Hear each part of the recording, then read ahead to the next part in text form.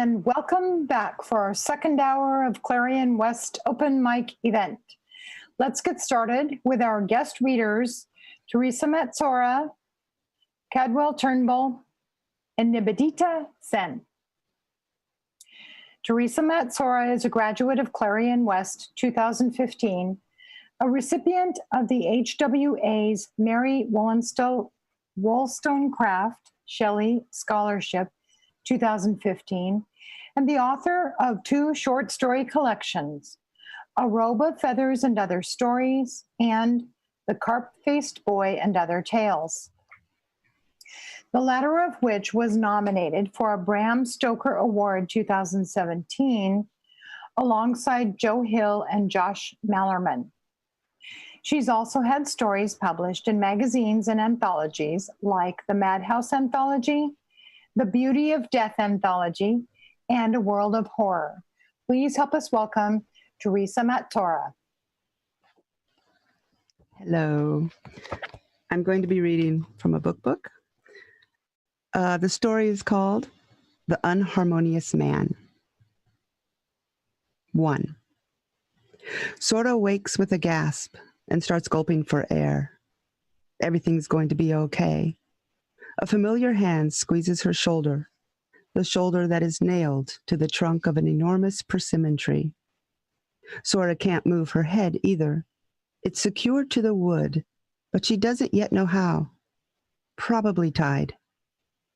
She only learned about the foot-long nail angled sideways under her clavicle last week.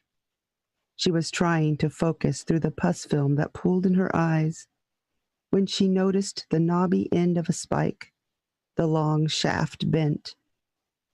Her only thought at the time, and since, was that had it been an old spike going in, or had it been hammered and rehammered so often and so hard that the metal had aged and weakened. She couldn't remember how long she'd been like this. "I'm here to help you," he says. Sorta pulls a stiff smile. It doesn't hurt anymore. As long as she doesn't move, that is. She feels she should be grateful for that. So many people suffer in this world, but not her. Days slip by easier this way, and there is always some tiny kindness to cling to, like the trembling beastie she knows is shying in the shadow cup of a broken branch cavity nearby.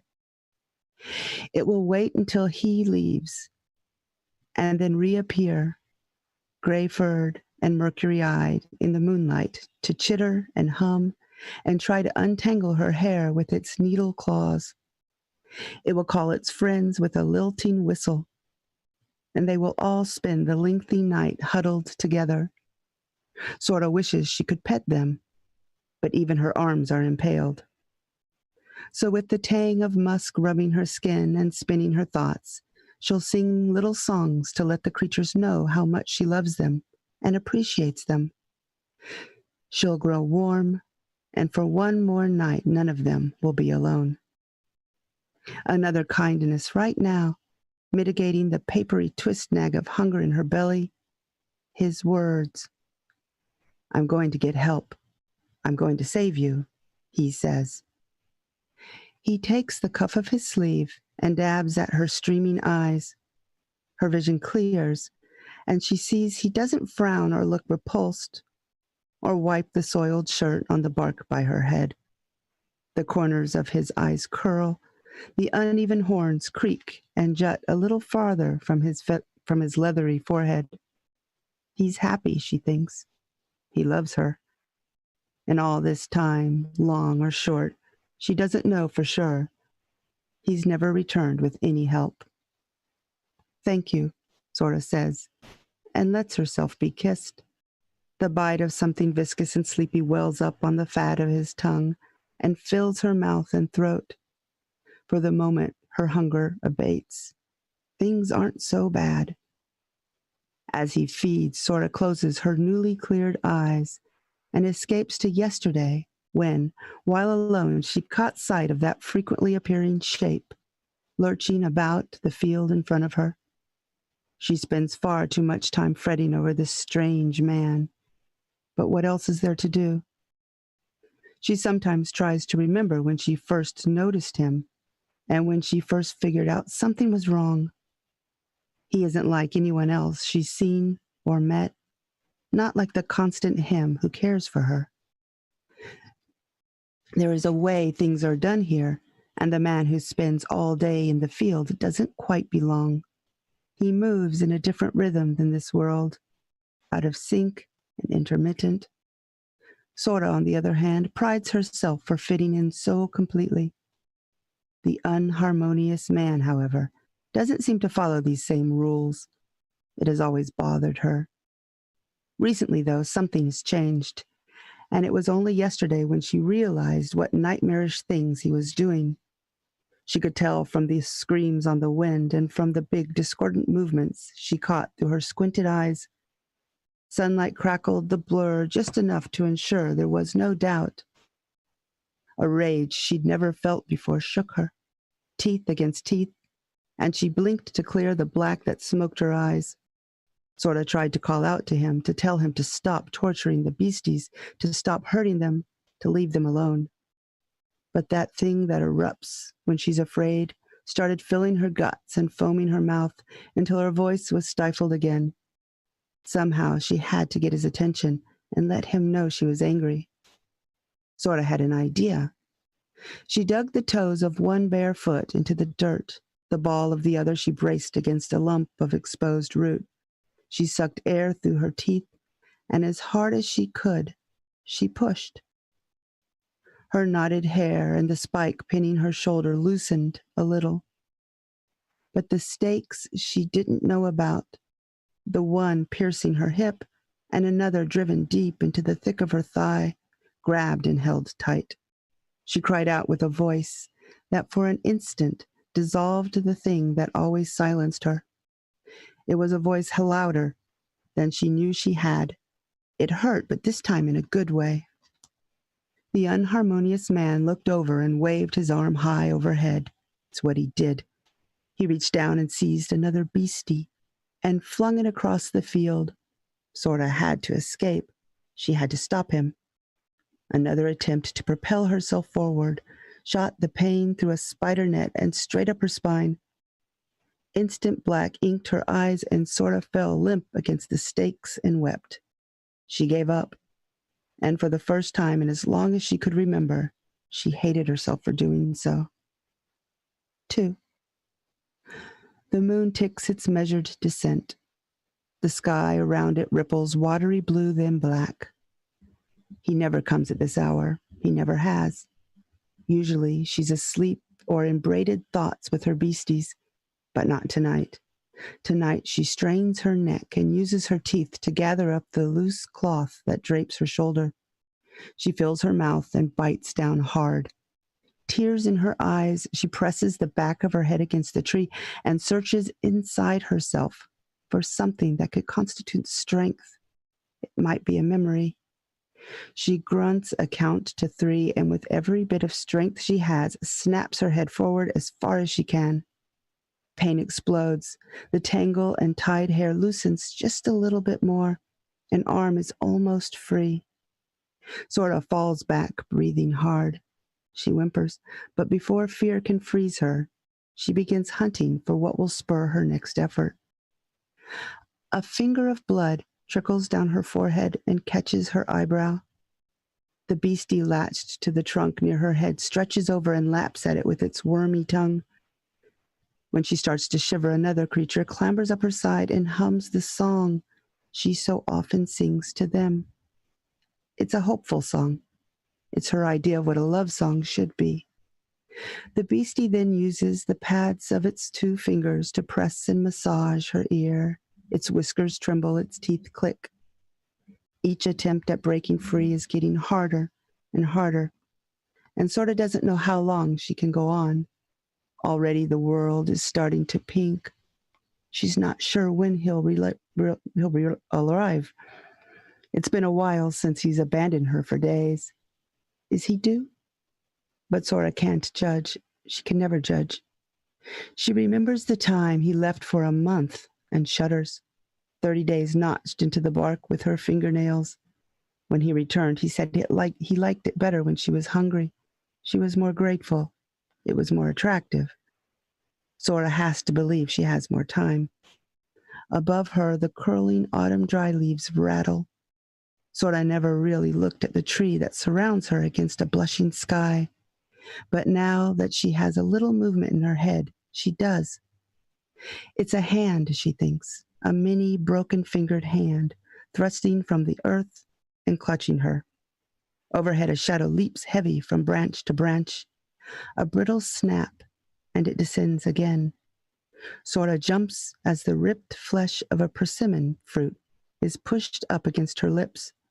She opens her mouth and chews. Overripe and jelly-like between her teeth, the mealy sweetness pinches her cheeks and fills her. She eats, torn piece after piece. Thank you, Sora whispers when the beastie plucks the last smooth seed from her mouth and cracks it between its own teeth.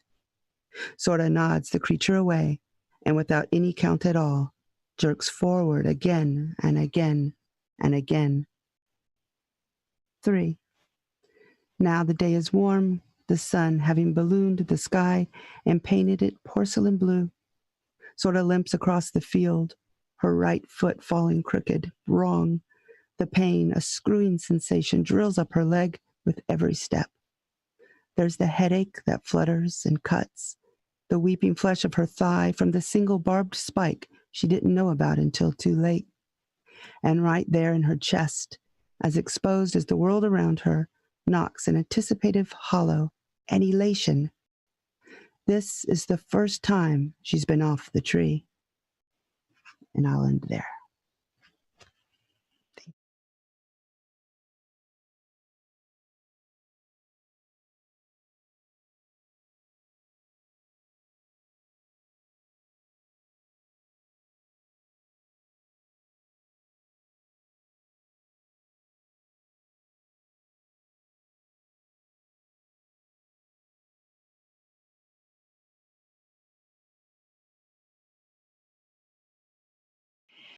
Cadwell Turnbull is the author of The Lesson.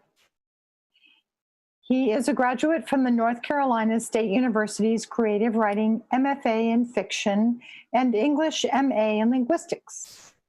Turnbull is also a graduate of Clarion West 2016. His short fiction has appeared in The Verge, Lightspeed, Nightmare, and Asimov's Science Fiction, and several anthologies. His nightmare story, Loneliness is in Your Blood, was selected for the Best American Science Fiction and Fantasy 2018. His Lightspeed story, Jump, was selected for the year's Best Science Fiction and Fantasy 2019 and was featured on LeVar Burton Reads. Please help me welcome Cadwell Turnbull. Thank you so much for inviting me. I'm really excited to be here virtually. I'm going to read a short story called Glass Houses. It was just recently published in the Dystopia Triptych anthology series, edited by John Joseph Adams, Christy Yan, and Hugh Howey. Looks like this. There's 3 books. The authors were asked to write stories set before, during, and after a dystopia. This story is from before my dystopia.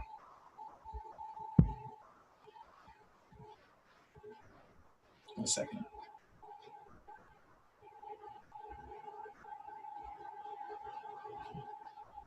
Glass houses. The date was already going badly. I'd been sweating since I sat down, and we'd already slipped into a few awkward silences. My attempts to carry conversation or make jokes were met with little enthusiasm. She was nervous too, I think, but I'm bad at knowing these things. I ordered a dark red wine that she liked enough to compliment, and when the waiter brought our meal, we began eating quietly. She asked me how I'd learned about the wine. Chance, I said. It was the wine I always ordered at the restaurant. So you've been here before on dates? No, mostly by myself. My foot couldn't get into my mouth fast enough. A few stalled conversations later, and we stumbled onto politics.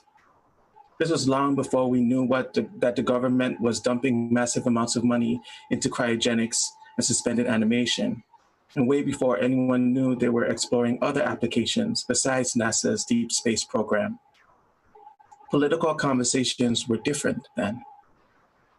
I told Rachel I would be voting for Adam Barnes, the Democrat running on the Right to Work program. Who's that? Evidently, she wasn't keeping up with the primaries. The black guy, I said. Oh, that's his name? Rachel smiled, the first genuine one of the night. A beautiful smile. I was expecting something with a bit more personality. I knew what she meant. It's a good Christian name for all those white folks. She laughed genuinely. I eased in my chair. The last one didn't do anything, she said. I'm not getting my hopes up. He did a lot of things. Rachel just smirked and ate another forkful of her lasagna. She picked up her nearful glass of wine and took another small sip from the wide mouth of the glass, leaving a smudge of lipstick behind. So who will you vote for in the primaries? I pushed, against all good judgment. Not sure I'll be voting in the primaries. Not sure I'll be voting at all. I froze, my glass of wine hovering inches from my lips. What do you mean? Rachel repeated her statement. I'm not sure I'll be voting. I looked at her like she had sprouted another head. She noticed and put down her fork. You still believe in these politicians? No, I believe in the other ones, the ones that win when folks don't show up. You talking like they're much different from those other ones. A span of time passed where I just stared at Rachel, and then I asked her where she went to college. She didn't answer me, only returned one long look before focusing on her food. And with that, all had shifted, all other possibilities for the night merging into one singular and terrible certainty. Rachel wasted no time finishing her meal, leaving the rest of her wine untouched. The waiter eventually came over, and Rachel asked for the check, paid for her meal, and got up without even a glance in my direction. I watched it all play out like someone sitting in front of a television screen, someone else's botched attempt at romance, someone else's evening ending in a wordless goodbye. I'm sure you're not surprised by any of this. The day before you went to prison, you told me that I was an arrogant asshole that couldn't see past my own nose. I took offense then. Told you not to throw stones from a glass house. You laughed at the cliched expression and told me that only people with glass houses gave such warnings. Besides, you said, my house shattered a long time ago. Watching Rachel leave, I convinced myself that she wasn't worth my time anyway. The first crack in my glass house spreading across the walls with me none the wiser, the realization waiting just beyond the edge of my nose, if only I could manage to uncross my eyes. You were right about me. Something else I've learned in time. Glass houses are made to shatter. A couple years before Dad went to prison, we watched the 1992 debates between Bush and Clinton on TV. You were sitting on the floor and you wanted Dad to play with you, so you drove your toy car into his foot. It wasn't hard or anything. You just tapped him on the side of his big toe. He told you to stop, and when you did it again, he kicked your car across the room. The sudden violence made you cry. Mom had to pick you up and rock you in her arms. You were only 5, so I don't expect you to recall what we were watching. I only remember because Dad kept yelling at the television while you cried. When I looked at the screen, I saw President Bush speaking. We had a picture of him in my classroom, so I knew his face. I was 8, and I didn't really understand what Dad was saying, only that he was angry at the president for reasons beyond me. I only stitched together that moment much later when I watched a clip of the debates. In the clip, and on the television that night, a Black woman from the crowd was given the microphone. How has the national debt affected each of your lives, she asked. And if it hasn't, how can you possibly find a cure for the economic problems of the common people if you have no experience with what's ailing them? Well, Bush said, standing up from his seat on stage, I think the national debt affects everybody. Obviously, it has a lot to do with interest rates. It has, the moderator, also a Black woman, stopped him mid-sentence. She says she's saying you personally. On a personal basis, how has it affected you? Restated the woman, asking the question. Well, I'm sure it has. I love my grandchildren. To this point, you drove your car into Dad's foot. Dad told you to stop. Are you suggesting that if somebody has means, the national debt doesn't affect them? Bush asked. You did it again.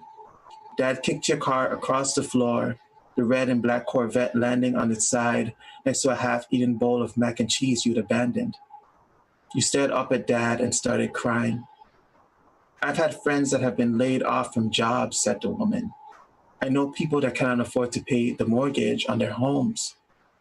Mom picked you up off the floor. He's not answering the question, Dad said. I think she means the recession, the moderator clarified, her words mixing with your cries and Mom's soft singing. You ought to be in the White House for a day and hear what I hear and see what I see and read the mail I read and touch the people that I've touched from time to time. Dad got up from the couch. What the hell is he talking about? I was in the Lomax AME church, Bush continued. It's a Black church just outside of Washington, D.C. And I read in the bulletin about teenage pregnancies. What in the actual fuck? Dad yelled. I was watching Mom, and Mom was watching Dad, and you were lying peacefully against Mom's chest with your eyes closed like nothing could touch you inside that tiny bubble of comfort. Dad threw up his hands in frustration. This fucking guy. That's our president, Mom said. And stop cursing in front of Rich and Danny. Dad came back to himself then. He sat back on the couch and ran his fingers across the top of your head. Sorry, little man, he said. You didn't even look up. You were fast asleep. You didn't look at me at all. Later, Clinton answered the same question.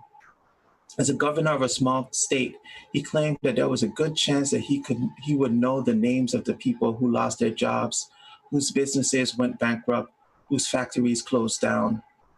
He talked about Bush's tax cuts for the wealthy, while middle-class people suffered under increased taxes and dwindling governmental services. He talked about meeting people from all across the nation who were experiencing loss of livelihood and loss of health insurance. The national debt isn't the only cause of that. It's because America hasn't invested in its people. The Black woman nodded along, and Dad quietly listened, a smile on his face. What I think we have to do is invest in American jobs, American education, control American healthcare costs, and bring American people together again. Thank you, the woman said. Mark my words, Dad said. That's going to be our next president. I'm going to vote for that man. I watched the screen, trying to get a good look at the man, commit him to memory, trying to see what Dad saw. I was too young. I didn't understand any of it. Looking back now, I can admit that Clinton was definitely more in touch with regular people, but he hadn't been affected by the recession either, not personally. When people lose their jobs, there's a good chance I'll know them by their names, he had said. A good chance. It is a different thing to be personally affected, to lose things that you can never get back, like we did, like you did, like I am now. A few weeks after my failed date with Rachel, I joined a meetup for supporters of Adam Barnes, mostly attended by other well-to-do professors in the Boston area. We'd go out to dinners and talk about the election. We'd host small get-togethers at our homes. Occasionally, we'd do phone drives for Adam Barnes at some of these events. On those nights, we'd really only spend an hour or two making calls. The rest of the time, we'd occupy ourselves with surface-level political discussions, always in support of our candidate of choice. The majority of the calls that I made to folks weren't at those parties. They were after work, using the Get Out the Vote call system set up by the Massachusetts chapter of his campaign. I'd sign in, and the system would randomly dial a number from their registry. If I hit a voicemail or a disconnected number, the system would reroute me to another random number. I cycled through a lot of voicemails and dead-end calls, and people who had better things to do than talk to strangers about politics. Every once in a while, I get a person to actually engage with me. A lot of those conversations centered around Barnes' Right-to-Work program. People confused it with the laws aimed at discouraging union membership. For those people, I'd read from the script. No, it's not that at all. It is a program run by the government to incentivize the creation of jobs for every person of working age in the United States. A person at any skill level will have guaranteed work. Liberals loved the idea. Centrists thought it was meddling in the market. The far lefties were all over the place on the matter. They wanted to know who would profit from the program, whether these jobs would be public or private. I read from the script. The Right-to-Work program would be a combination of private and public jobs. What percentage? This was Doug. He was not satisfied with the script. What? A moments passed as I listened to Doug tell his daughter to run upstairs and get washed up for dinner, and then his footsteps traveling down a narrow hall, then the opening and closing of a door. The room he entered was smaller, quieter. What percentage would be public or private? He asked again. I looked over the script. Nothing. I'd say about half public and half private. You'd say. He chewed over my response, spat it out. But is the percentage in writing somewhere? What about the process itself? Will these jobs be decided by local communities or through top-down government control? Has Barnes talked about any of this in his campaign? I stopped looking through the script. No, he hasn't, but I'm sure that this will be humane work if that's what you are worried about. Subject to American law. American law. Doug had an annoying habit of repeating back parts of a response with a disbelieving tone. Part of his platform is reforming labor laws, I responded. Reforming labor laws. I resisted the urge to hang up. Yes, reforming labor laws. And what if someone chooses not to work at these shiny new jobs? Will they still be able to register for unemployment? Will they be forced to work? This is America. Of course, no one will be forced to work. Of course, he said. America has never forced anyone to work. Heat rose on my neck. Doug sounded like a white guy, but I wasn't positive.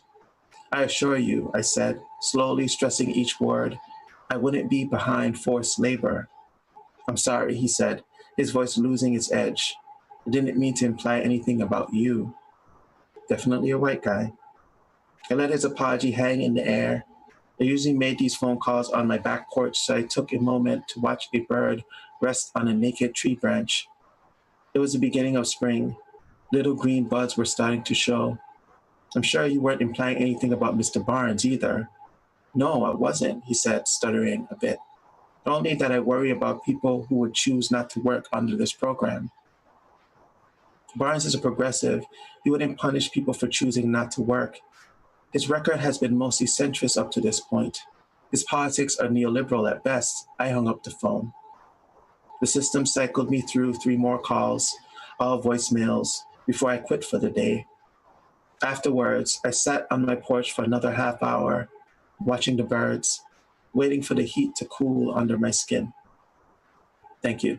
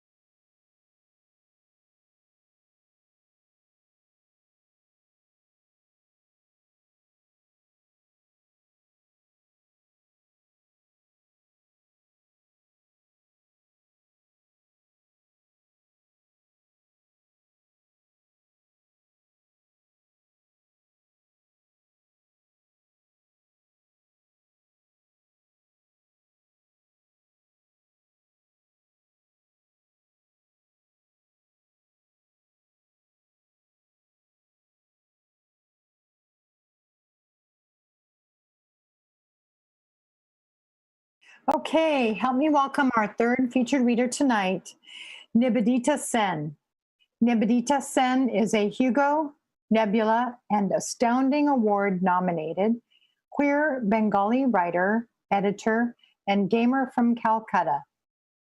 She acquired several English degrees in India before deciding she wanted an MFA too, and that she was going to move halfway across the world for it. A graduate of Clarion West 2015, her work has appeared in venues like Podcastle, Nightmare, and Fireside. These days, she can be found in NYC, where she helps edit Glittership, an LGBTQ SFF podcast, enjoys the company of puns and potatoes, and is nearly always hungry. Hit her up on Twitter at her_Nibson. Welcome, Nibidita.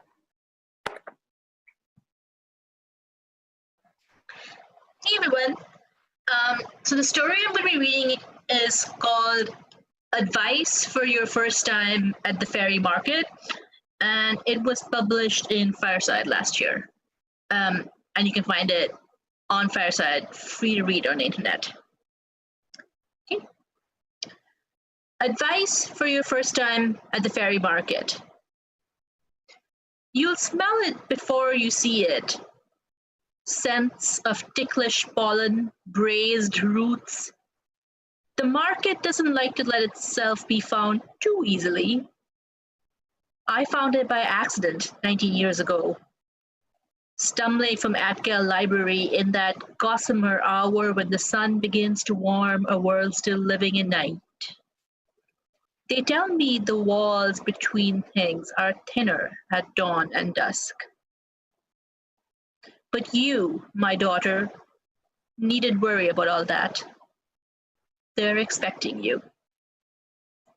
You'll hear the snap of wind whipping canvas, and then you'll see the white tents stretching down the shore of the campus lake. As you move between the wooden tables, you'll begin to see familiar foods. Don't stop. Ignore the rows of red honey spoons, each the color of an open mouth, stuck on slivers of wood. Your favorite treat as a child. One placed on your tongue would keep you content for hours on end. Walk past the booths selling the cheeses we'd grill in sandwiches on the weekends. Some corpse pale and rind heavy, some creamy and sharp enough to smell 2 rooms away, sliced thin and wrapped in blue leaves in paper made from onion skins. Hold your breath if the wind should shift, filling your nostrils with the scent of the nuts we'd roast in fungal butter to snack on by the handful on our movie nights. Don't meet the shopkeepers' soot-black eyes. Don't look at their pointed faces, their beautiful hair, the curve of claw or the riddle of sun on fur. Don't stop walking, even when you sense them begin to leave their stalls and follow you. I was in my final year of school when I found the market. I went back several times that semester, fascinated by the range of cold fruits they sold. Melons small enough to fit in your palm, grapes that shone and felt like beetle shells, but popped in your mouth at the slightest pressure, sweet as a first kiss. Cowslip cordial that smelled like spring, or like what you'd imagine spring should smell like as a child. They let me taste and touch, and they let me think it was free. I should have known better, but I was young and pregnant, abuzz with new cravings, and I was naive. Naive enough to think I could keep telling the doctors in the student health center that I'd slipped in the bath, walked into a door, fallen down the stairs, every time your father sent me to them with bruises painting my face. Until the time he did send me down the stairs, with you still in my belly. And by then, the cover stories were the least of my concern. You could have died. You would have died, if not for what I'd been feeding on. There was a price, of course. There's always a price for the food I'd eaten, for your life that they'd saved. They could have collected their payment right then, but they gave me 16 years. Not forgiven, just deferred. And when I was out of the hospital, they gave me something else. A handful of tiny mushrooms with frills that breathed and ballooned in my hand and would release an undetectable poison when steeped overnight in milk. Being a single mother was hard, but I had very little time to mourn. I had a degree to complete and a child to feed. For you see, my daughter, that was the cost of the fairy meat and drink that saved your life. Human food would never be enough to keep you alive, at least not by itself. You spat up formula and cried with hunger, complained that even the most spice-laden broth or sugared lollipops tasted like dust. So I learned to strain pollen from strange pale flowers bigger than my hand and use it to sweeten your milk. I learned to scatter powdered obsidian acorns over your mac and cheese. I learned to peel and dice those jeweled, deliquescing fruits, ready to splash juice all the way up to your wrists when the knife met them, and to bake them into flaky hand pies or freeze them into popsicles. I learned to fold the yellow butter from knobs of fungus, smelling like hot tarmac in summer afternoons, and melt it over toast. I went back to the market on my days off work to replenish my supplies and knew all the while that my 16 years were running out. Not forgiven, just deferred. And accumulating interest, but every day they helped me keep you fed. You grew. You grew so fast, so healthy, bursting with life. You were loud, so assuredly your own person from the very first day. You had opinions on everything, from the necessity of bathing to how often you should have ice cream, and you made sure I knew them. You wore mismatched socks on purpose because you liked to be colorful, and you stuck your tongue out when you were happy, and went through a phase when you showed affection by headbutting people in the chin. We agreed on nothing, and I loved you more than anything I loved before. And I continued to cook. I branched out. I experimented, dragging out my mother's recipes and her mother's before her, cursing all the times I'd ignored their attempts to teach me in favor of easy American food that could be slathered in cheese and stuffed in an oven. Tears welled in my eyes as I pored over their familiar handwriting, and I blinked them back. I marinated nightingale hearts in yogurt and onion juice, pressure cooking them with cinnamon bark, turmeric, and slivers of mandrake root. I sliced fluffy mushrooms patterned like butterfly wings into fillets and steamed them folded in banana leaf squares. I bit my lip bloody when the urge to taste it myself grew overwhelming. I would not add to the mounting interest, and pulled you complaining from your plate to lick spoonfuls and tell me how you liked it instead. I started taking samples with me to the market to hand out. Cashew nut brittle sealed in caramelized red honey. Fairy fruit cooked into rice and milk with saffron threads. And I felt intrigued eyes on me as I left. When I first heard the skitter of small feet following me home and spied darting shadows outside the kitchen window from the corner of my eye, I knew my plan was working. For confirmation, I left saucers of buttermilk outside, thickened with cuckoo spittle and a drizzle of red honey, and I found them licked clean the next morning. I know we haven't always gotten along. You feel I've been too hard on you, and you're right. Your friends had mothers who just gave them things. I made you earn them. I answered your questions with questions, made you negotiate for every bedtime story or treat or new toy. You learned to hold up fingers to trade hours of nap time for a red honey spoon almost before you'd learned to walk. I found loopholes to avoid keeping my promises until you cried from frustration, and later, until you learned to lock them in with exacting words that left no gaps. I forced you to join the debate team as soon as you started high school, even though you didn't want to. And now our time is up. I would be there with you if I could, but they made it clear 16 years ago that it wasn't me they wanted. Don't worry, dear. I'm not sending you in empty-handed. The hand-bound book you hold close to your chest as you come to a stop at the center of the market holds every recipe I've designed, painstakingly handwritten with painted illustrations. Aperitifs, sweetmeats, cocktails, side dishes, palate cleansers, entrees. Snail dewlaps rolled in chickpea flour batter and fried. Black cherries not from our world, softened in clarified butter with cardamom beads. I've come to understand the folk a little with time. Money means nothing to them.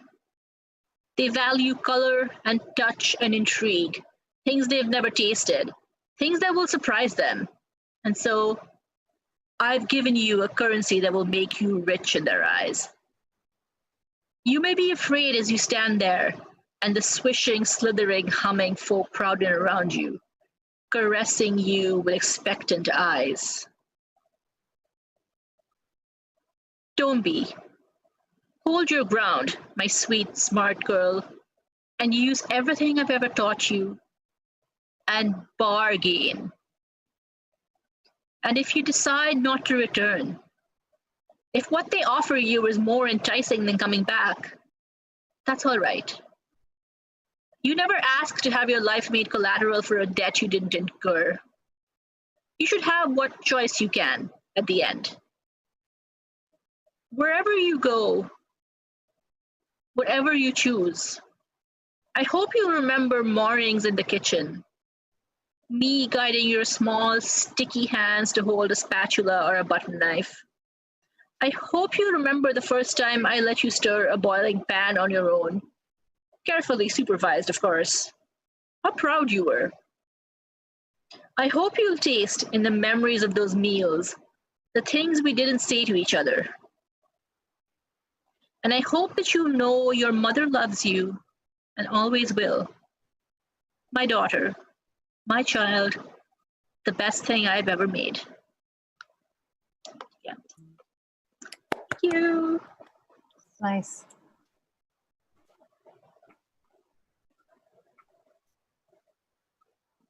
Back to me?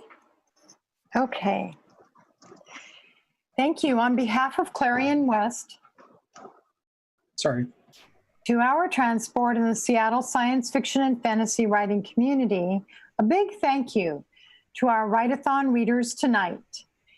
And a big thank you to our guest readers, Theresa Matsuura, Clarion West 15, Cadwell Turnbull, Clarion West 16, and Nibadita Sen, Cadwell 15.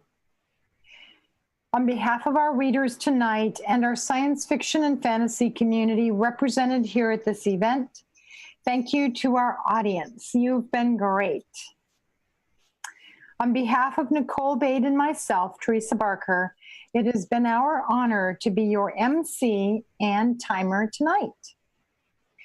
And as we like to say, perhaps tonight's readings have inspired you to think a little differently about the world around us. Thank you. And now back to Jay.